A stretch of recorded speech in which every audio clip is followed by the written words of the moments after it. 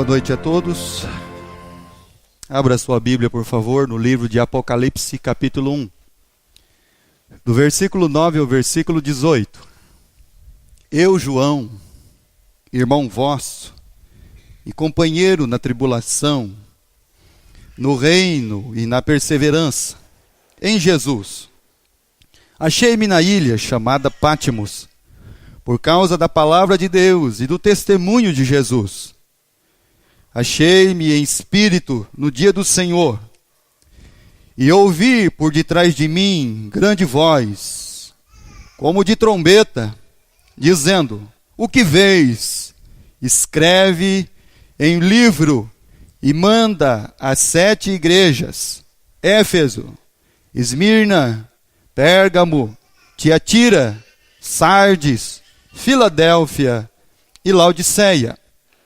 Voltei-me para ver quem falava comigo e, voltando, vi 7 candeeiros de ouro. E no meio dos candeeiros, um semelhante ao Filho de Homem, com vestes reais e cingido à altura do peito com uma cinta de ouro.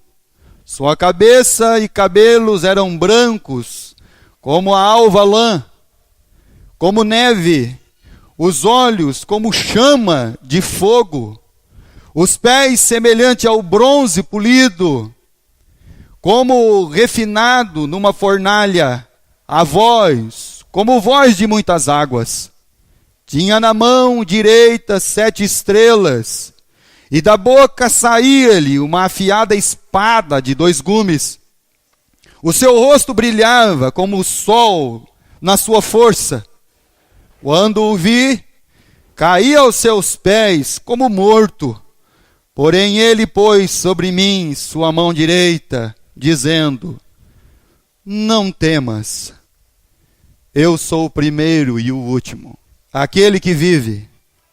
Estive morto, mas eis que estou vivo pelos séculos dos séculos, e tenho as chaves da morte e do inferno. Eu creio, meus amados irmãos e irmãs, que o apóstolo João, o irmão de Tiago, ele é um dos últimos a morrer.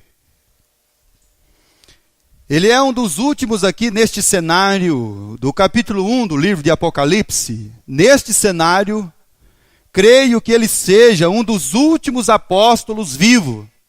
Diante de toda a perseguição, diante de todo, meus irmãos, o ódio, diante de toda a nuvem tenebrosa que estava sobre o tempo que João estava vivendo, de todas as guerras, de todas as perseguições, cristãos eram pendurados nas praças públicas, crucificados e ateado fogo. O Coliseu Romano foi um lugar onde mais de 100.000 cristãos foram sacrificados, mortos por gladiadores, cães, feras, leões.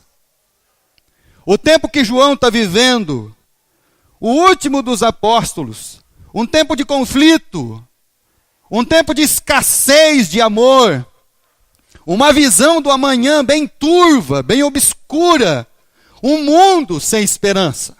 E aí você vê nos relatos de João, que é nestes momentos, no momento em que você olha todas as coisas, todas as circunstâncias, o mundo, a opressão, a escassez do amor, a falta da graça, a falta da comunhão.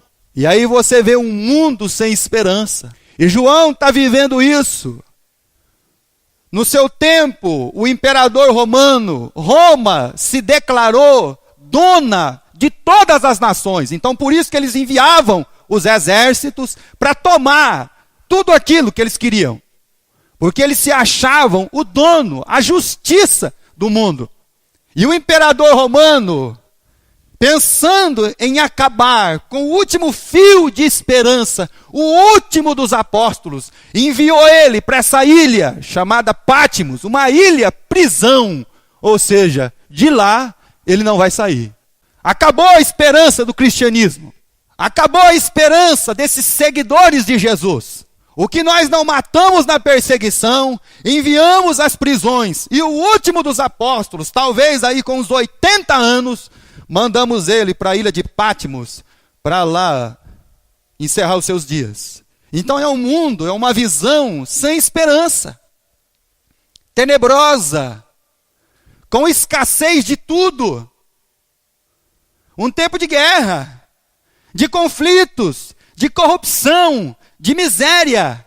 E talvez, e quem sabe, em alguns aspectos, seja o tempo que nós estamos passando.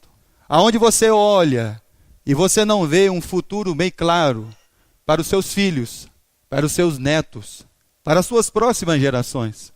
Talvez alguns corações tenham receio, dúvidas, questões do que será de nossos filhos, do que será das nossas próximas gerações, aonde um evangelho que tem sido pregado sobre um pragmatismo, sobre aquilo que não é a palavra de Deus, sobre mais questões humanas do que reino de Deus celestial. E aí João se encontra nessa ilha. Mas é quando nós achamos que todas as portas já se fecharam, tudo já se fechou, não tem mais esperança nenhuma. E aí você precisa lembrar que Deus não é o Deus da história, mas é o Deus que escreve a história. Deus não é o Deus da história. Deus é o Deus que escreve a história. Por isso que ele diz para João, o que você vê, você escreve. Porque é ele que escreve todas as coisas. É quem determina os dias, os tempos, as estações, a vida. Tudo está nas mãos de Deus.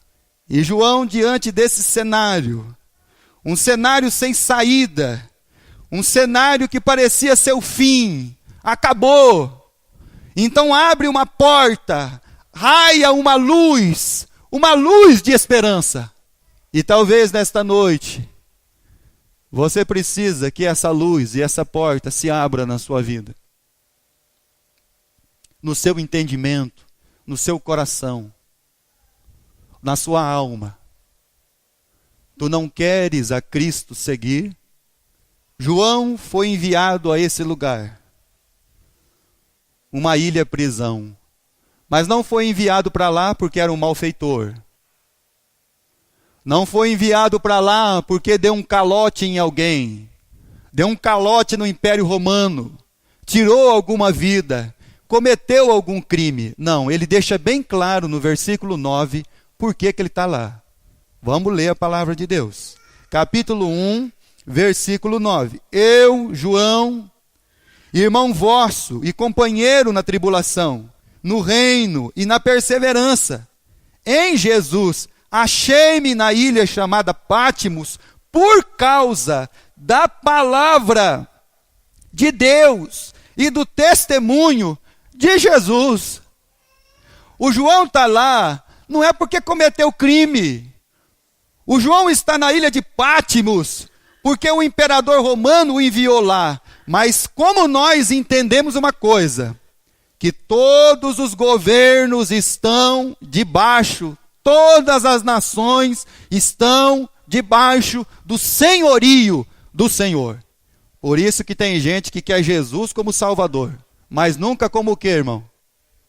Como Senhor da sua vida. Porque ele não aceita o que de Jesus? O seu senhorio.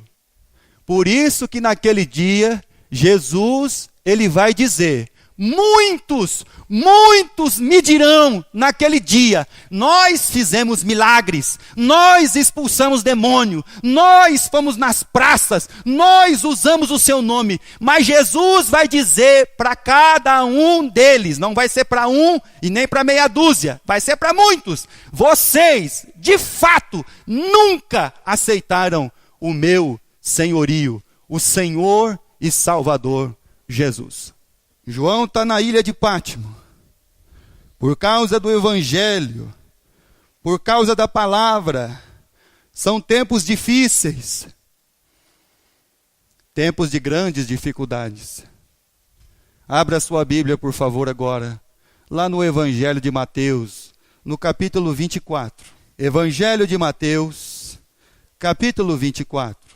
Os dias de João não são os dias mais fáceis. Evangelho de João, aliás, Evangelho de Mateus, capítulo 24, a partir do versículo 3. São dias difíceis, dias de dores, dias escuros, dias sem de fato enxergar um futuro claro, nítido. Mas o Evangelho de Mateus, capítulo 24, versículo 3 diz assim: no Monte das Oliveiras achava-se Jesus assentado, quando se aproximaram dele os discípulos, e em particular lhe pediram: dize-nos quando sucederão estas coisas, e que sinal haverá da tua vinda e da consumação do século?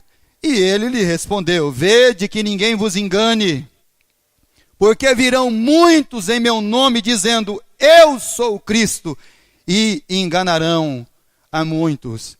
Quem sabe, muitos corações estão sendo enganados até o dia de hoje. Enganados por um evangelho que não é evangelho. Enganados por profecias falsas que vêm de homens e nunca de Deus. Enganados por sonhos mentirosos que são mais das questões dos corações dos homens do que de Deus.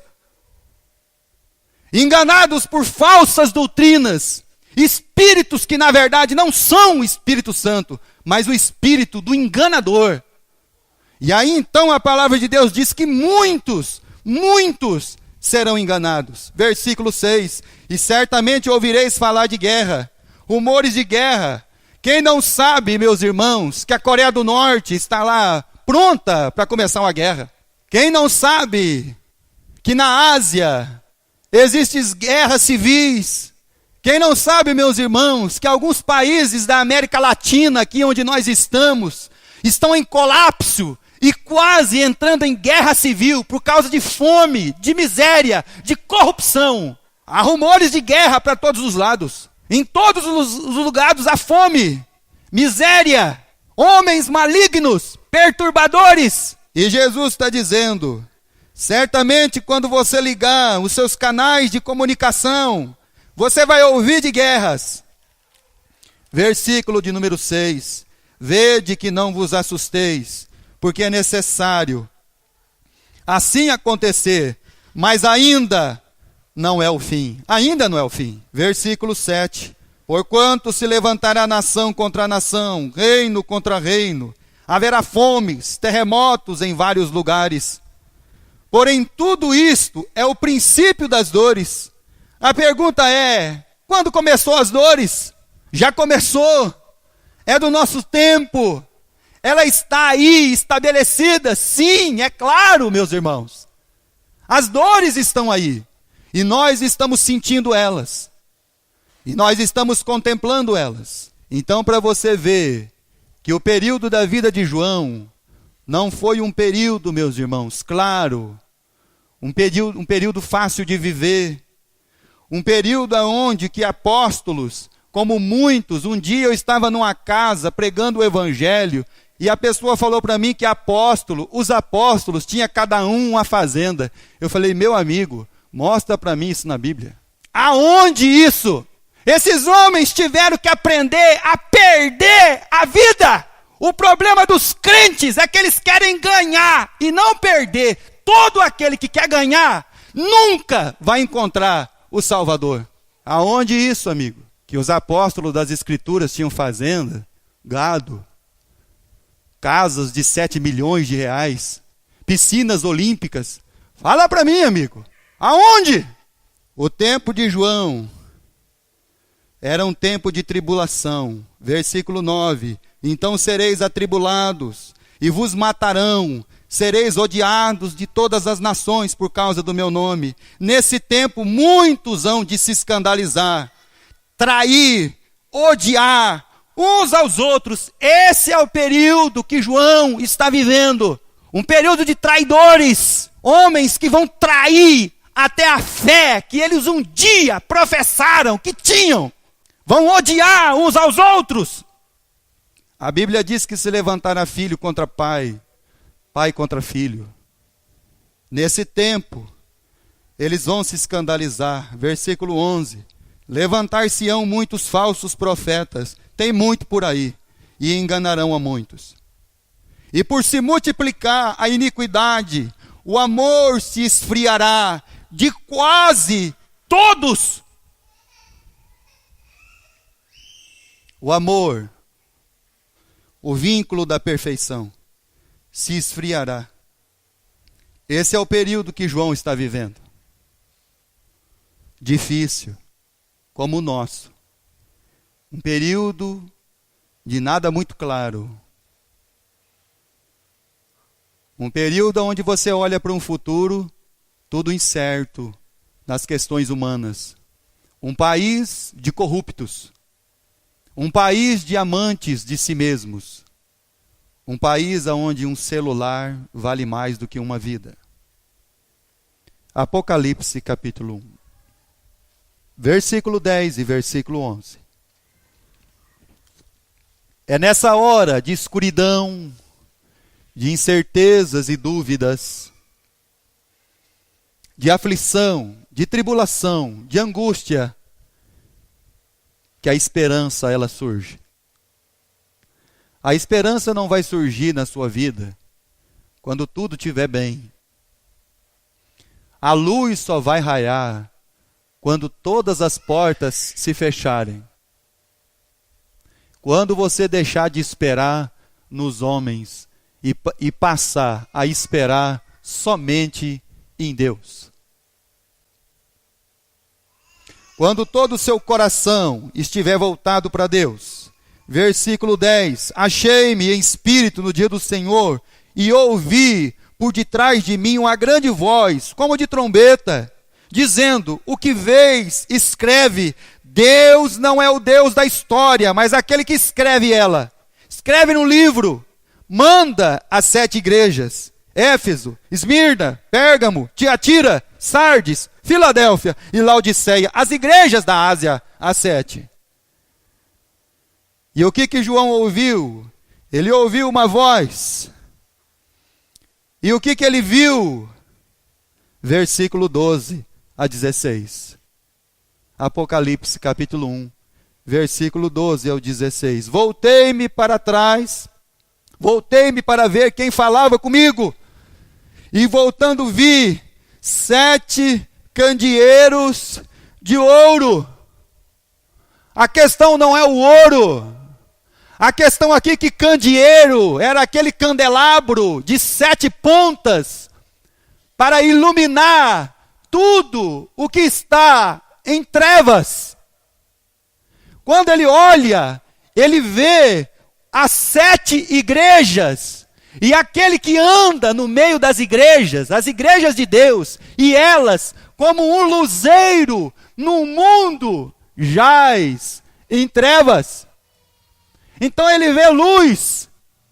Até então, João estava vendo um cenário tenebroso. Portas fechadas. Tudo encaminhando para o fim. Tudo vai acabar. De repente, Deus fala com ele como uma voz, como de trombeta.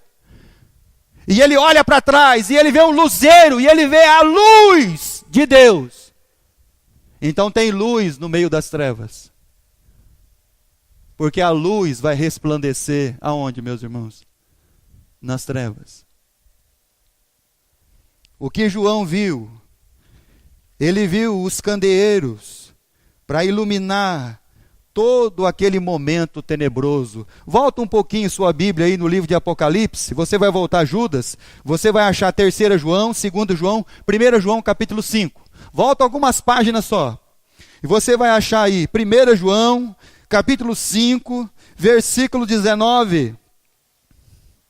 E aí João olha para trás para ver quem é que estava falando com ele. E aí ele vê os candeeiros, ele vê uma luz. Os homens que estavam assentados, meus irmãos, na sombra da morte e nas trevas, Jesus chegou lá e a Bíblia diz que raiou a luz. Então tem uma luz lá. 1 João, capítulo 5, versículo 19. Agora uma coisa que você precisa saber é se o princípio do versículo 19 faz parte da sua vida. O que está escrito no princípio do versículo 19? Sabemos que somos de Deus. Isso é uma coisa que você precisa saber. Você já tem certeza que você é de Deus? Você já tem plena convicção que você entregou sua vida de fato para Deus e sabemos que somos de Deus? Você tem essa certeza? Isso é uma segurança convicta na sua vida, inabalável, independente do que acontecer, do que se suceder. Você tem isso como âncora da sua vida e do seu coração. Sabemos que somos de Deus. Você sabe que você é de Deus? E a continuação do versículo é: e que o mundo jaz em trevas.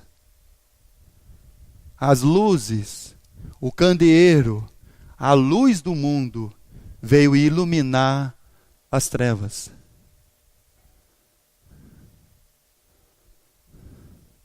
Quando João achava que estava tudo perdido, tudo acabado, tudo encerrado, raiou a luz.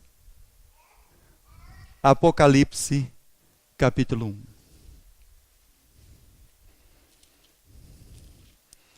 E o que ele viu? Versículo 13. E no meio do candeeiro, semelhante ao Filho do Homem, com vestes sacerdotais, vestes reais, vestes talares, cingindo de um cinto à altura do peito, uma cinta de ouro.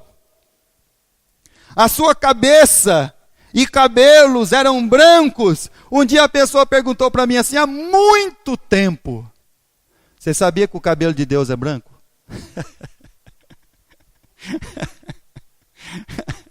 Eu falei, acho que ele pensa que o Cid Moreira é Deus. Isso daqui é uma figura para mostrar que Deus, ele é eterno. Seus cabelos são brancos como a alva, como a neve, para mostrar, meus irmãos, a eternidade de Deus, a sua onipotência, a sua onisciência, a sua onipresença. Deus é onipotente, Deus é todo-poderoso. Deus, ele é onisciente, Deus, ele sabe de tudo, Deus, ele vê tudo. Deus é onipresente, Deus está em todos os lugares.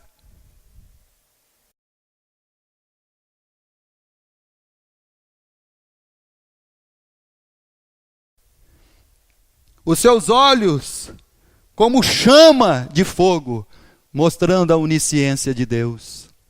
A palavra de Deus diz que não há nada que esteja encoberto aos olhos de Deus. Antes, isso é Hebreus, capítulo 4, versículo 13. Antes tudo está patente aos seus olhos, e nada poderá ficar escondido de Deus. Não tem como ninguém se esconder de Deus. Quando Deus estabeleceu o seu juízo, ele vai chamar a terra, as estrelas, e nenhuma delas, que ele conhece pelo nome, vai faltar. E há mais estrela no firmamento do que em todas as areias das praias de todos os mares deste mundo. E Deus conhece cada uma delas, conhece o nome delas, e vai chamar todas elas. Você pensa que Deus é quem? Ele tem olhos de fogo, como chama de fogo. Os pés, versículo 15, semelhantes ao bronze polido, como que refinado numa fornalha. a voz como de muitas águas, mostrando todo o poder de Deus. Versículo 16, ele tem na mão direita as 7 estrelas, e da sua boca sai-lhe uma afiada espada de 2 gumes. O seu rosto brilhava como o sol na sua plena força. Você já experimentou olhar para o sol no pico do meio-dia? Esse é o rosto que João está vendo,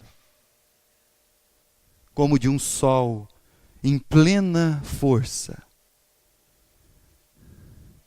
A onisciência, o poder de Deus. Vou dizer uma coisa para você, meu irmão e minha irmã. Quando tudo para você parecer perdido, por favor, lembre-se de quem é Deus. Deus, ele abre porta, porque é somente ele que fecha e pode abrir. Esse é o Deus que nós conhecemos. Sabemos que somos de Deus. Graças a Deus. E para quem que ele está escrevendo? Ele está escrevendo para pessoas como de Éfeso, que deixaram o seu primeiro amor. O que é deixar o primeiro amor, irmão, irmã? É você negociar o tempo que é de Deus. Sabe qual é o tempo da semana que nós negociamos? Você não negocia o tempo do seu trabalho, porque você não pode faltar. Você não negocia o tempo dos seus compromissos, porque você não pode deixar os seus compromissos. Sabe qual é o tempo que a gente negocia? O de Deus. Sabe a parte do seu salário que você negocia ainda? Aquela que pertence para Deus. Porque você tem que honrar os seus outros compromissos, não com Deus. Então, essa palavrinha, ela está sendo para aqueles que já perderam o primeiro amor. Mas eles precisam se arrepender. Vai chegar os dias difíceis, em que você vai dizer que você não tem neles alegria e nem prazer, e que você perdeu o seu tempo correndo atrás de besteira e bobagem. Sabe para quem que ele está escrevendo? Para Esmirna, uma igreja sofredora, pobre, muito sofrimento. Mas pessoas que se mantinham fiéis a Deus. Sabe para quem mais? Para Pérgamo. Almas divididas, corações balanceados, ainda vivendo as guerras entre o mundo, a carne, a palavra de Deus. Escreveu para Tiatira. Almas guiadas ainda por profetisas mentirosas, Jezabel da vida, que aparece aí na sua casa, que aparece, você vai ouvir no rádio, que você vai ver pela televisão, aquelas Jezabel, que não conhece a Deus e muito menos palavra de Deus. Vai escrever para Sardes, que estavam mortos e precisavam viver. Para Filadélfia, que eram fracos. E para Laodiceia, que não era frio e nem quente. Então, porque você é morno, eu vou vomitar você. É isso que a palavra de Deus diz. Então, para quem que essa palavra está sendo escrita? Para isso. E para que isso serve para nós, irmão? Num dia terrível, em tempos difíceis, em tempos de angústia, em tempos de perseguição, em tempos de miséria, em tempos de escassez de amor, para que isso serve para a nossa vida? Serve para uma palavrinha que tem nas Escrituras. Serve de remédio. Você bebe remédio porque você gosta? Ou você bebe o remédio para sarar? Livro de Provérbios, capítulo 12. Então, para que essa palavra serve para nós, irmãos? Em tempos de tantas dificuldades, serve para nos curar. serve, como diz aqui na minha tradução, no capítulo 12 do livro de Provérbios, versículo 18. Provérbios, capítulo 12, versículo 18. Alguém a cuja tagarelice é como pontas de espada, mas a língua dos sábios, a minha tradução está medicina. E a sua? Saúde? Remédio? A minha aqui está medicina. Isso aqui é para a nossa saúde. Essa palavrinha é para a nossa saúde, irmão. É para nos curar. Capítulo 13 de Provérbios aí, versículo 17. O mau mensageiro se precipita no mal, mas o embaixador fiel, a minha tradução traz a palavra medicina de novo. E a sua? Saúde. Remédio. O embaixador fiel, ele quer que você seja uma pessoa, uma vida sã. Você tenha saúde espiritual.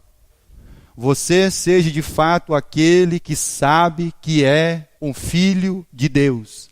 Aquele que verdadeiramente entende que diante de todas as questões, circunstâncias, dificuldades desta vida, a luz de Deus vai raiar, a porta vai se abrir.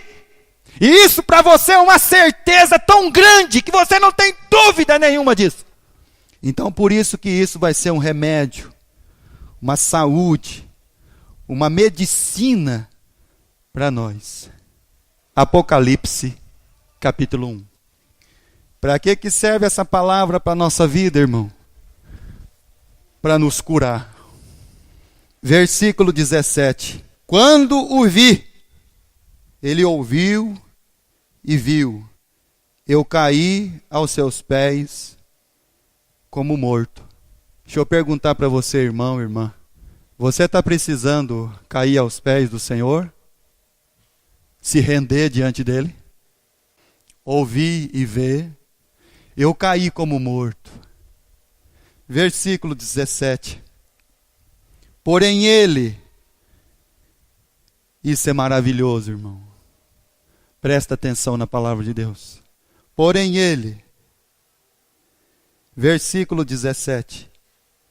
Pôs sobre mim a sua mão direita, o Todo-Poderoso, o Deus, Criador dos céus e da terra, está com suas mãos estendidas para colocar sobre a sua vida e dizer para você: meu filho, não temas, meu filho, eu sou contigo, não temas. Eu sou o primeiro e eu sou o último. Capítulo 4 do livro de Apocalipse, já estamos quase terminando. Versículo 1 e versículo 2. Depois destas coisas olhei, e eis que não somente uma porta, o que, irmão? Aberta, no céu, como também a primeira voz que ouvi, como de trombeta, ao falar comigo, dizendo: sobe para aqui, e te mostrarei o que deve acontecer. E depois destas coisas, imediatamente eu me achei em espírito, e eis armado no céu um trono, e no trono alguém. O nosso Deus está sentado no trono, irmão. Não tem nada e nem ninguém que pode tirar ele de lá.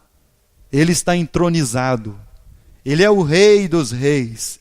Ele é o Senhor dos senhores. Capítulo 5 de Apocalipse, versículo 13. Então eu ouvi que toda criatura que há no céu, sobre a terra, debaixo da terra e sobre o mar, e tudo que nele há, estava dizendo: aquele que está sentado no trono e ao Cordeiro seja o louvor, a honra, a glória, o domínio pelos séculos dos séculos. E os 4 seres viventes respondiam: Amém. Também os anciãos prostraram-se e adoraram. O versículo 18 do capítulo 1. Aquele que vive, estive morto, mas eis que estou vivo pelos séculos dos séculos. Tenho as chaves da morte e tenho as chaves do inferno. Eu sou o primeiro e o último. Eu sou a vida. Deus está dizendo, eu sou a própria existência. Eu sou tudo. Então você tem a esperança. Porque Ele está no meio da sua igreja. E nós somos uma igreja de Jesus Cristo. Então o nosso Deus, Ele anda no meio de nós. E nós somos um candeeiro neste mundo para trazer luz para aqueles que estão sem esperança nas trevas. Para encerrar, capítulo 5, versículo 12 de Apocalipse. Proclamando em grande voz, digno é o Cordeiro de receber o poder e a riqueza e a sabedoria e a força e a honra e glória e louvor. Amém. Quando você canta, você não canta para ninguém, você canta para Deus. Quando você ama, você não ama para você mesmo, mas você honra aquele que é digno de todo o louvor. Quando você se reúne como igreja de Jesus, é para adorar, é para dizer, é para manifestar e conhecer e glorificar o nosso Deus, o Senhor Jesus Cristo, o Espírito Santo que em nós habita. Por isso, tenha esperança. O Todo-Poderoso está entronizado e Ele está pronto para colocar a sua mão direita sobre a sua vida. A vida dos seus filhos, a vida dos seus netos, todas as suas gerações, até Cristo voltar. Que essa mensagem, que essa palavra seja uma saúde para os nossos corações e para a nossa alma. Que Deus, Ele nos cure. Entrega a sua vida ao Senhor. Se renda, caia aos seus pés, como João. Quando ele viu quem estava falando com ele, acabou todo o seu medo. Não tem por que ter medo, porque a voz de muitas águas disse: não temas, João. Eu estou aqui. Deus está todos os dias conosco, até a consumação dos séculos. Amém.